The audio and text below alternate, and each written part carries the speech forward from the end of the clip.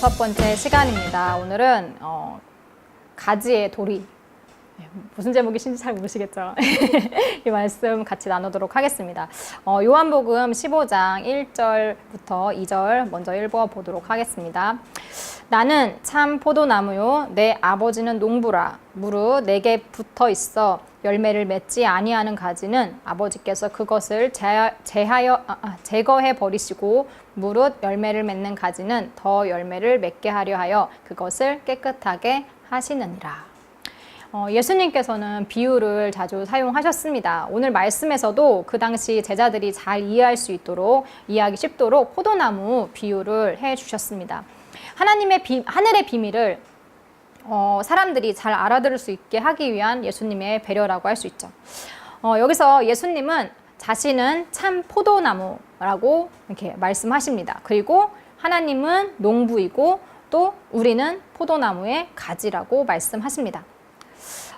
가지에 할 도리는 먼저 포도나무에 붙어 있는 것입니다. 그죠? 그리고 열매를 맺는 거죠. 만약 열매를 맺지 못하면 농부는 그 가지를 제거해 버릴 것입니다. 반면 열매를 맺으면 그 가지는 더 많은 열매를 맺도록 하기 위해서 농부가 잘 돌봐줄 거죠. 4절 말씀 이렇게 보시면 내 안에 거하라 나도 너희 안에 거하리라 라고 말씀을 하십니다. 예수님은 비유 말씀을 통해서 너희는 가지니 내 안에 거하라고 말씀하고 계시죠. 그리고 나도 너희 안에 거하리라 라고 하십니다. 나는 예수님 안에, 예수님은 내 안에 거한다. 무슨 의미일까요? 예수님의 내 안에 거한다. 무슨 의미인지 당장 딱 들어오시나요? 자, 예수님을 믿으면 예수님 안에 거하는 걸까요? 네. 요한복음 1장을 보시면 예수님은 말씀이라고 그렇게 나오고 있어요. 1장 14절에 말씀이 육신이 되어 우리 가운데 거하심에 우리가 그의 영광을 보니 아버지의 독생자의 영광이요 은혜와 진리가 충만하더라. 예수님이 곧 말씀이시기 때문에 예수님 안에 거하는 것은 말씀 안에 거하는 것이 됩니다. 그리고 말씀 안에 거한다는 것은 우리가 하나님의 말씀을 묵상하면서 그 말씀으로 살아가는 것을 의미하겠죠. 그리고 또 예수님이 우리 안에 계신다 라는 것은 예수님의 임재를 의미합니다. 즉 말씀이 우리 안에 거한다는 거죠. 말씀이 우리 안에 거하면 우리는 그 말씀에 의지하여서 우리의 삶을 살아가게 됩니다. 어떻게 보면 같은 말씀이에요. 그죠? 이래도 저래도 우리가 하나님 말씀대로 살아간다는 거죠. 즉 예수님과 우리의 연합을 의미를 합니다. 믿음은 입술의 고백만이 아닌 삶입니다.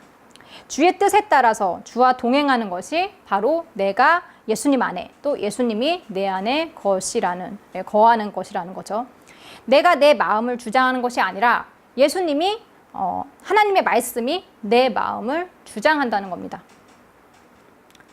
찬송가 327장 생각나시죠? 주님 주실 화평 가사가 이런 가사예요. 주의 제단에 산 제사 드린 후에 주 너의 마음을 주장하니 주의 뜻을 따라 그와 동행하면 영생 복락을 누리겠네.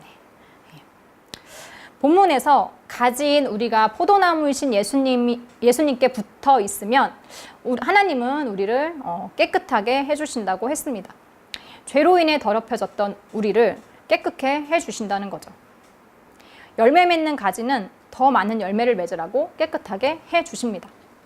7절에 너희가 내 안에 거하고 내 말이 너희 안에 거하면 무엇이든지 원하는 대로 구하라 그리하면 이루리라.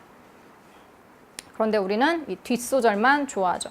무엇이든지 원하는 대로 구하라. 그리하면 이루리라. 그러나 앞에 조건이 있음을 우리는 잊으면 안 됩니다. 안 그러면 원하는 것을 구하는데도 왜 안 이루어주시나요? 라고 원망을 하게 되죠. 그럼 조건이 뭐였나요? 우리가 예수님 안에 거하고 예수님의 말씀이 우리 안에 거하는 겁니다. 즉 우리가 하나님의 말씀 안에서 그 말씀에 순종하여 살아갈 때 우리가 구하는 무엇이든지 원하는 대로 이루어진다는 것입니다. 그럼 포도나무의 가지가 가장 원하는 소원이 뭘까요? 네, 더 많은 열매, 더 좋은 열매, 더 향기로운 열매를 맺는 것일 겁니다. 그죠?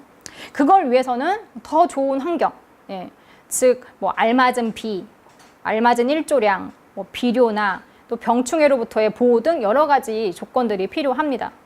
그런데 성경에서 많은 열매를 맺기 위한 조건은 단 하나예요. 5절에 그가 내 안에 내가 그 안에 거하면 사람이 열매를 많이 맺나니 나를 떠나서는 너희가 아무것도 할 수 없음이라. 예수님 안에 거하는 것입니다. 아무리 좋은 환경 가운데 있더라도 너무도 비옥한 땅에 막 비싼 비료로 영양을 가득 듬뿍 먹고 자란다고 할지라도 그 가지가 포도나무에서 떨어져 있으면 다 소용이 없는 겁니다. 가지에게 있어서 가장 중요한 것은 나무에 탁 달라붙어 있는 겁니다.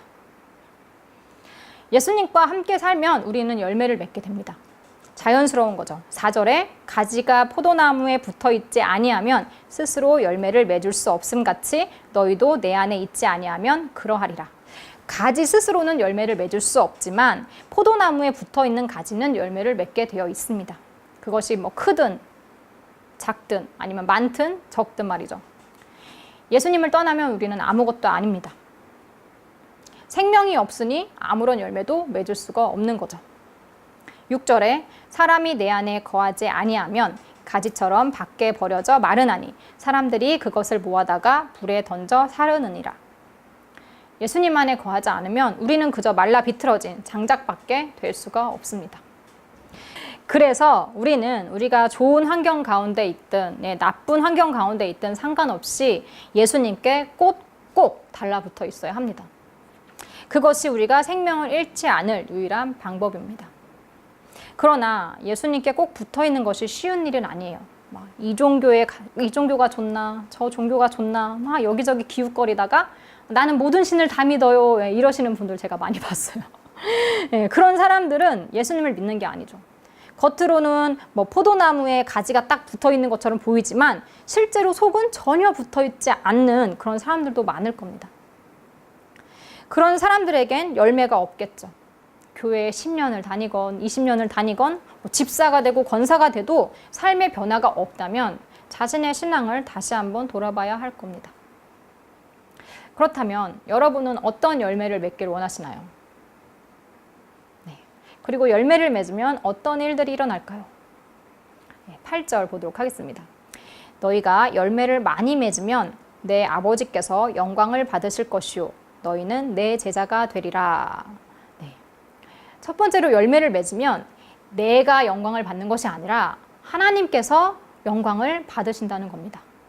그러니까 그 열매는 결코 육적으로 우리가 잘 사는데 필요한 그런 열매는 아닐 겁니다. 다시 말해서 그 열매는 인기가 좋은 아파트나 아니면 비싼 보석이나 아니면 돈 많이 주는 그런 회사의 취직이나 아니면 자랑할 만한 배우자는 아니겠죠. 우리는 대체로 지금 당장 내 삶을 윤택하게 해줄 열매를 원합니다. 예수님을 믿으니 복 많이 받고 잘 살기를 원합니다. 하나님의 영광보다는 사람의 영광을 더 사랑하는 것이 우리의 모습이죠. 그러나 예수님께서 말씀하신 그 열매는 하나님께서 받으실 영광입니다. 하나님과 우리의 동상이몽이죠.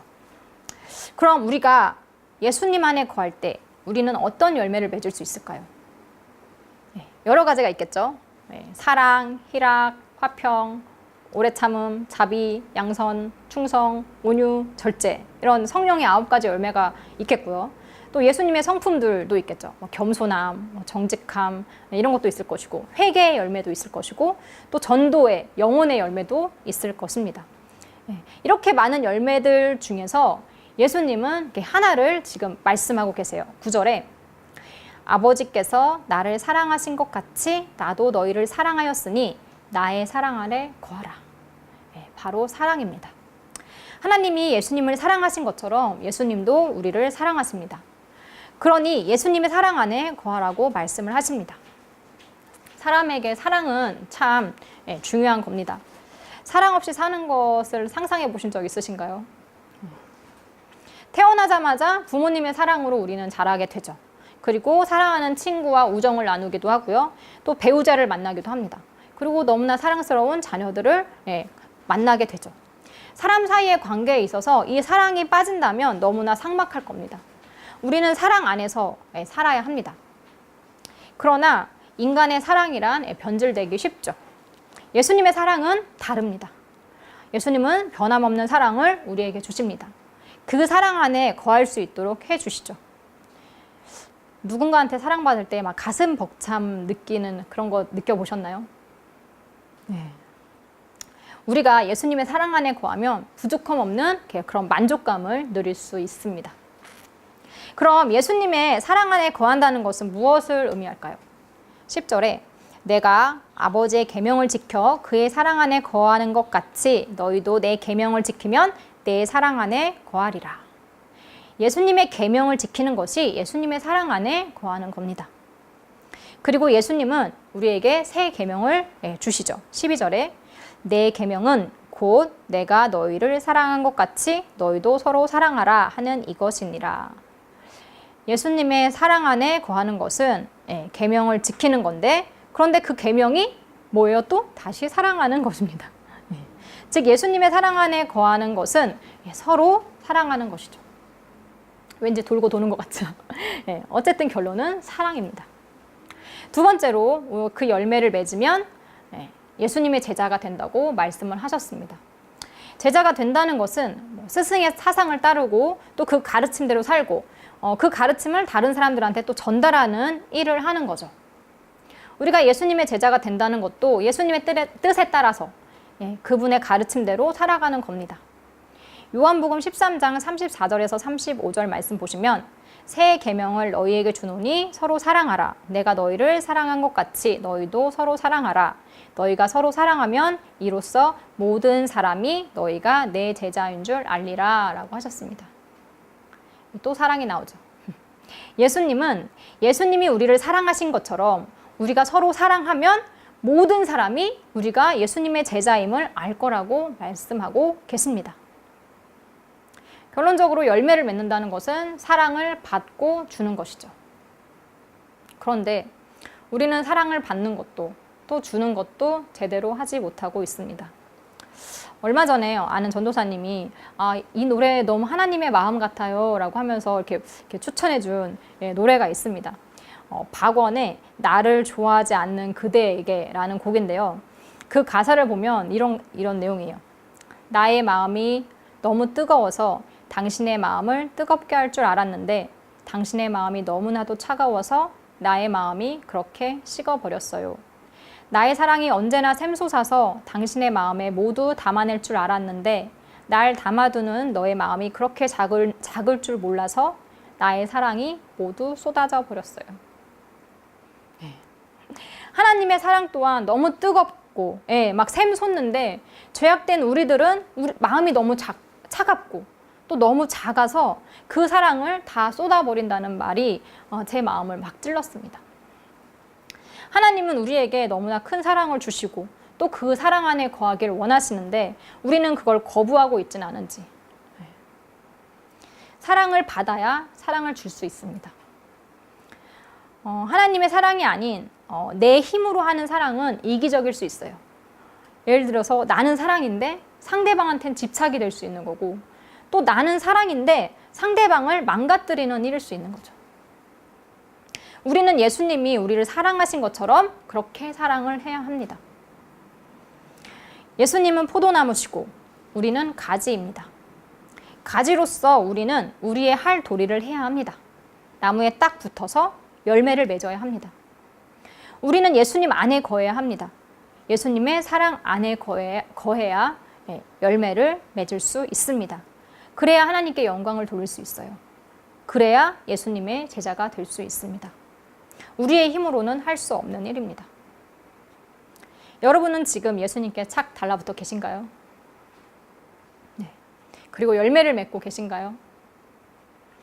사랑의 능력은 무한합니다. 사랑은 모든 것을 할 수 있게 해줍니다. 또 사랑은 모든 것을 참을 수 있게 해줍니다. 인내는 쓰지만 그 열매는 달죠.